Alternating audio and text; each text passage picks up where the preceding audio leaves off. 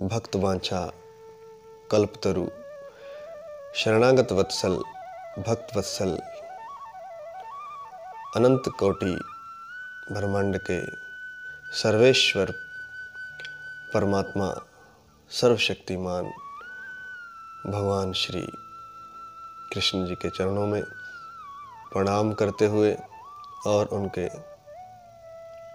साक्षात विग्रह श्रीमद् भागवत महापुराण के चरणों में कोटि वंदन करते हुए श्री गणेश जी, श्री हनुमान जी, सनकादि ऋषियों, नारद जी, व्यास जी, सुखदेव मुनि जी, सूत जी, शौनक जी आदि ऋषियों को चरणों में प्रणाम करते हुए विद्या की देवी वाग्देवी सरस्वती के चरणों में प्रणाम करते हुए और इन सब से दिव्य विभूतियों से प्रार्थना की हमारे माध्यम से वे कथा का प्रचार प्रसार भक्तजनों में, प्रेमी जनों में और रसिक जनों में हमारे माध्यम से करें। ओम तत्सत। श्री गणेशाय नमः। श्री मद्भागवत महापुराणम प्रथमः स्कंदः अथ प्रथमो अध्यायः। श्री सूत जी से शौनक आदि ऋषियों का प्रश्न। सबसे पहले मंगलाचरण।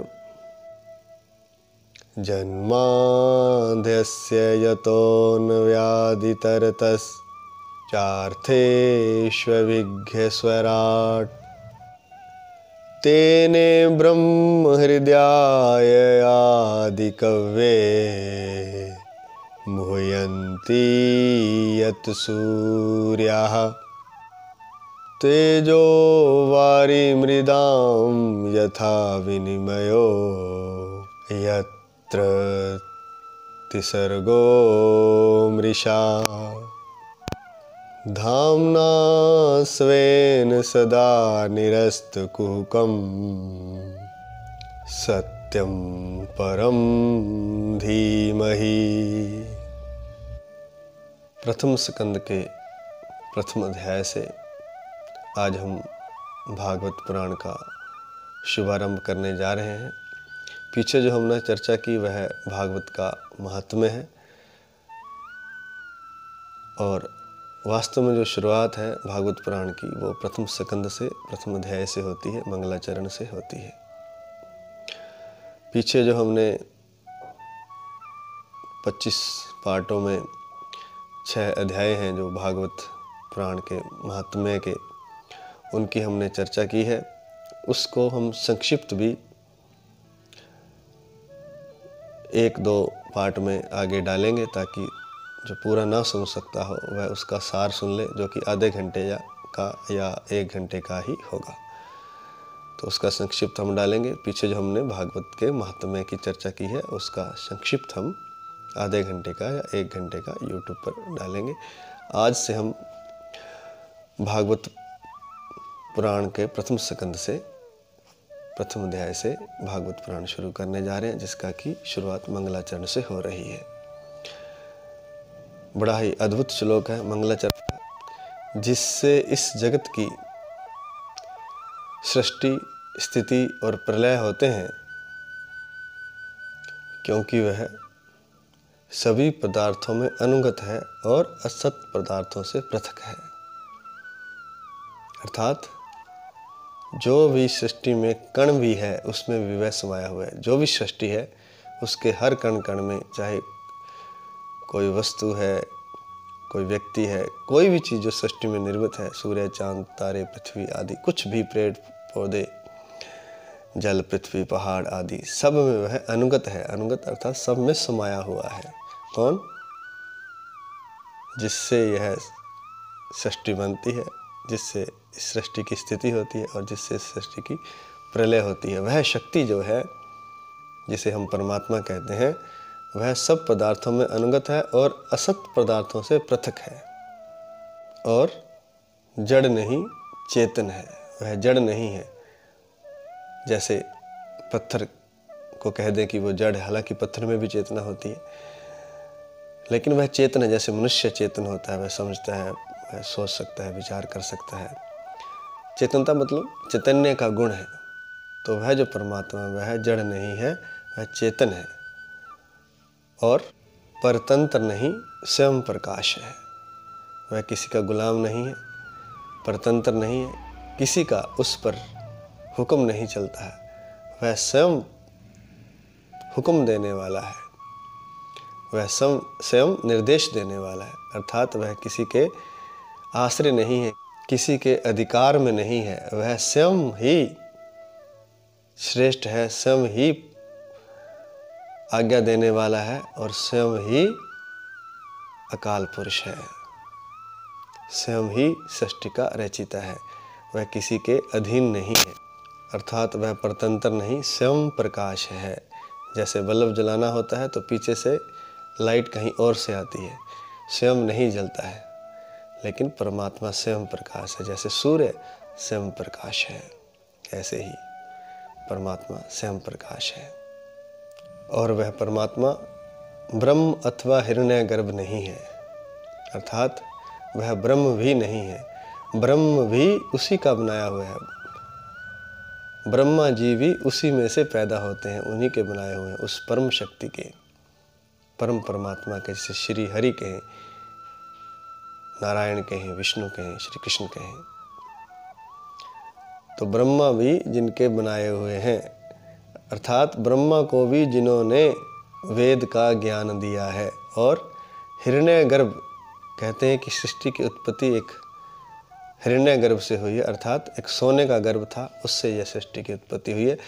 तो वह हिरण्यगर्भ भी नहीं है, क्योंकि हिरण्यगर्भ भी उसी शक्ति ने बनाया है, उस परमात्मा ने ही बनाया है। बल्कि उस परम सत्ता परमात्मा ने अपने संकल्प से ही ब्रह्म और हिरण्यगर्भ को वेद ज्ञान अपने संकल्प से दिया है, या कहें कि उन्हें भी ब्रह्मा और हिरण्यगर्भ को भी अपने संकल्प से निर्मित किया है, अपने संकल्प से उन्हें वेद ज्ञान का ज्ञान दिया है। इन्हें ब्रह्म हृदय आदि कव्य मुह्यंती यत् सूर्यः। ब्रह्म को बनाने वाले, हिरण्यगर्भ को बनाने वाले, वेद ज्ञान का अपने संकल्प मात्र से ज्ञान देने वाले वह परमात्मा, उनके संबंध में बड़े बड़े विद्वान भी मोहित हो जाते हैं। मुह्यंती यत् सूर्य, जैसे तेजों में सूर्य रश्मियों में जल का, जल में स्थल का और स्थल में जल का भ्रम हो जाता है। तेजों में सूर्य रश्मियों से, तेज पूर्ण सूर्य की किरणों से, जब अधिक तेज सूर्य की किरणें होती हैं तो क्या होता है, उन तेजों में सूर्य रश्मियों में जल का भ्रम हो जाता है।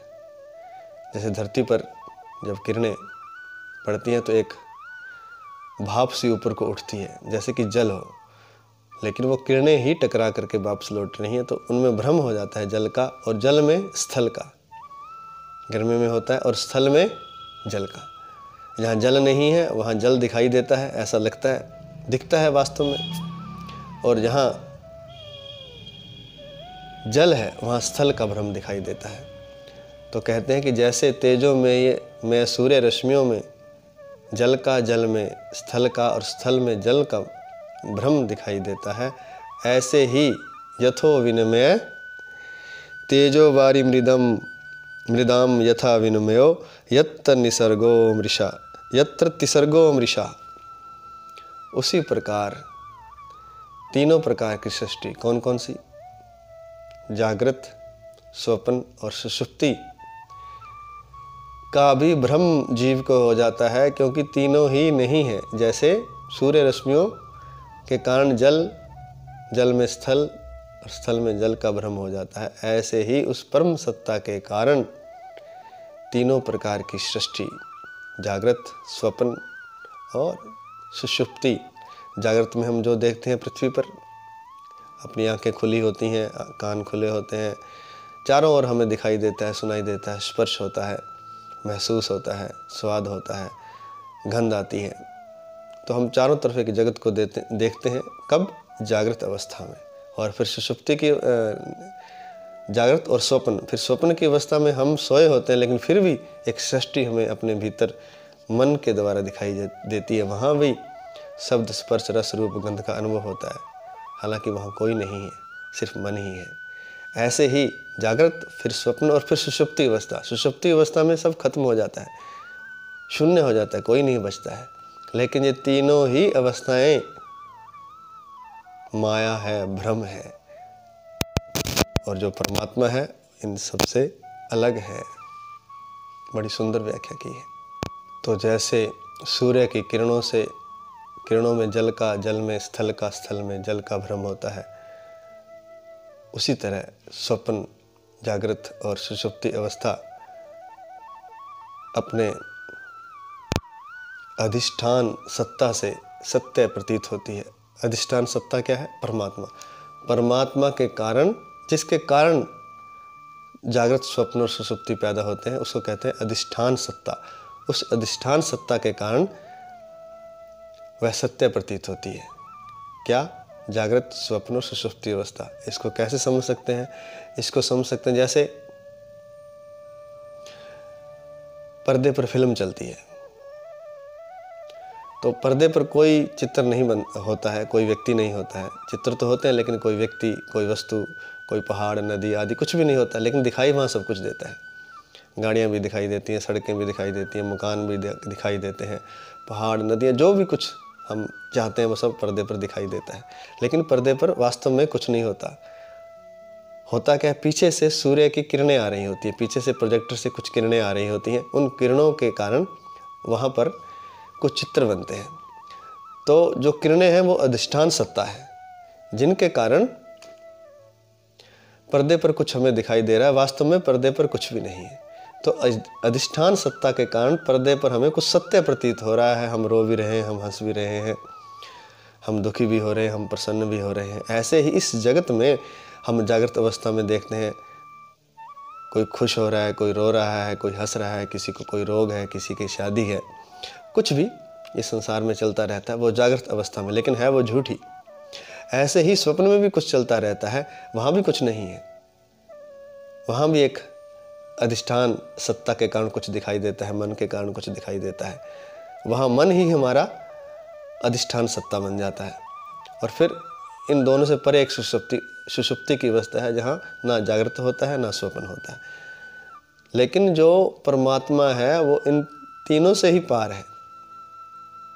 वह सर्वदा और सर्वथा, सर्वदा हमेशा और सर्वथा बिल्कुल 100% वह जो परमात्मा सत्ता है, जो कि स्वयं प्रकाशित है, उसे किसी से कुछ लेने की, किसी शक्ति की जरूरत नहीं होती, क्योंकि वह स्वयं शक्ति है, स्वयं प्रकाशित है, स्वयं अपने संकल्प से ही सब कुछ कर सकती है।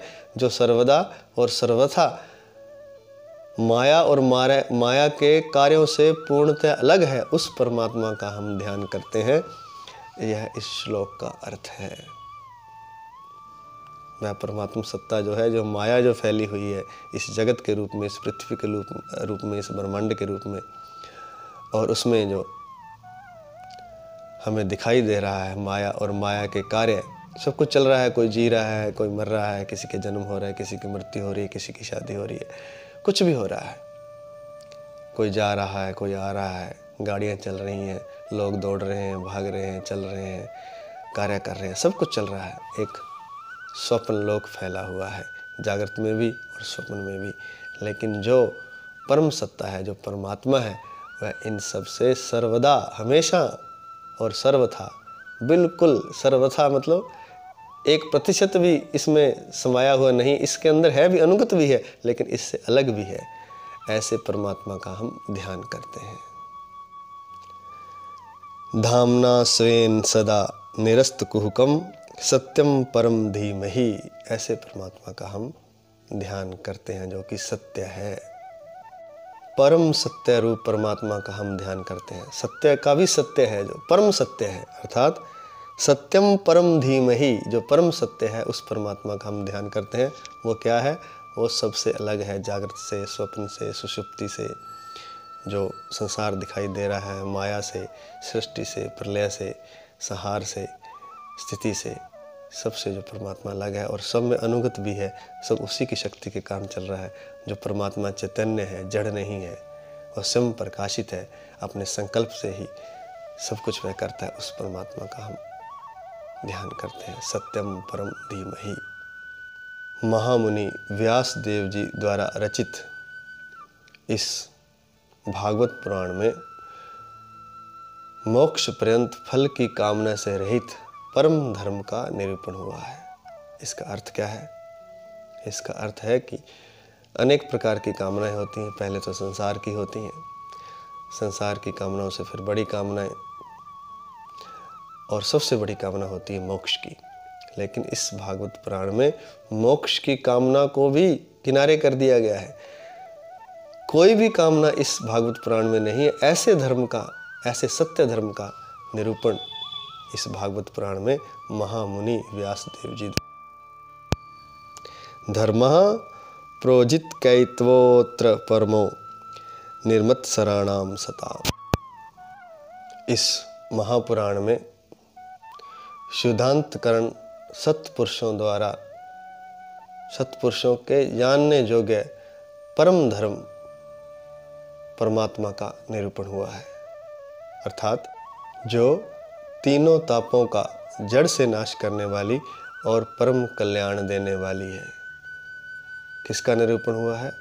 शुद्धांत कर्ण सत्पुरुषों के जानने योग्य वस्तु का निरूपण। और वो वस्तु क्या है? परमात्मा।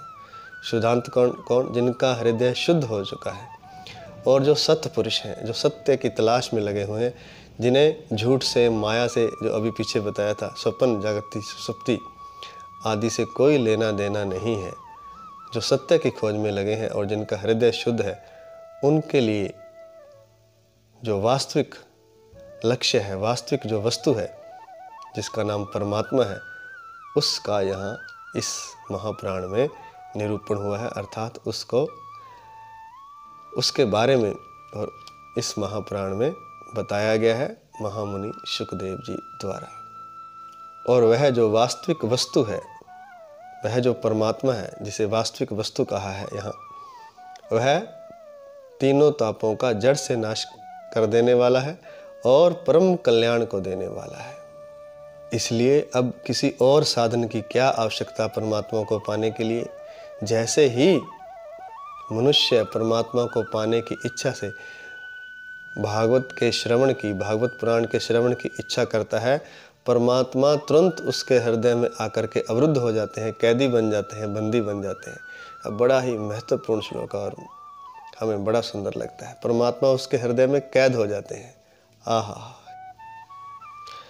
श्रीमद्भागवते महामुनि कृते किम वा पैरैरीश्वरः। जैसे ही श्रीमद्भागवत पुराण को सुनने की इच्छा से, श्रवण की इच्छा से कोई सुकृत मनुष्य, जिसके पिछले पुण्य जाग चुके हैं, ऐसा कोई सुकृत मनुष्य जैसे ही भागवत पुराण के श्रवण की इच्छा करता है, वैसे ही क्या होता है? सद्यो हृदय रुध्यते त्र कृति भी शुश्रूषुभिस् तत्क्षणात्। उसी समय, तत्क्षणात्, उसी समय भगवान उसके हृदय में आकर के अवरुद्ध हो जाते हैं, कैद हो जाते हैं।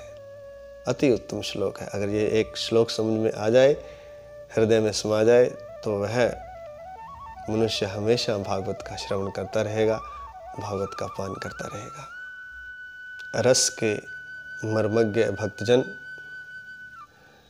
यह भागवत पुराण शुकदेव रूपी तोते के मुख का स्पर्श हो जाने के कारण और भी सुधामय, अमृतमय हो गया है। भागवत पुराण वेद रूपी वृक्ष का पका हुआ फल है। वेद रूपी वृक्ष का जो सार है वह इस फल में है। और इस फल में एक विशेषता और है कि इसमें गुठली भी नहीं है और छिलका भी नहीं है। यह केवल मूर्तिमान रस है, इसमें रस ही रस है, बिना छिलके, बिना गुठली के, जो निरंतर पीने योग्य है। इसलिए इसे निरंतर पीते रहना चाहिए, क्योंकि यह केवल मात्र पृथ्वी पर ही उपलब्ध है, अनंतर उपलब्ध नहीं है।